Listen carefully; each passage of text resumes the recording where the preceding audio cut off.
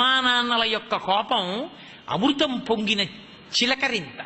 అందుకే తల్లిదండ్రుల కోపంతో మాట్లాడినప్పుడు అర్థం చేసుకోలేని కొడుకు కూతురు ఘాతకులు, వాళ్ళ జన్మకి ప్రయోజనం లేదు. తండ్రి కోప్పడితే తన కోసం కోప్పడ్డావు, బిడ్డ వృద్ధిలోకి రావాలని కోప్పడతాడు.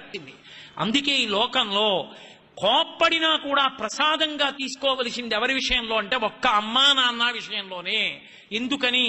అది దిద్దుబాటు కొరకు తప్ప, వాళ్ళు బాగుపడాలని తప్ప, వాళ్ళు పాడవ్వాలని కాదు. తల్లి కోపాన్ని తండ్రి కోపాన్ని వక్రీకరించి చూపించి మేం పెద్దవాళ్ళమయ్యాం మీరెవరు కోపగించుకోవడానికి అని అడగడం సాహసం.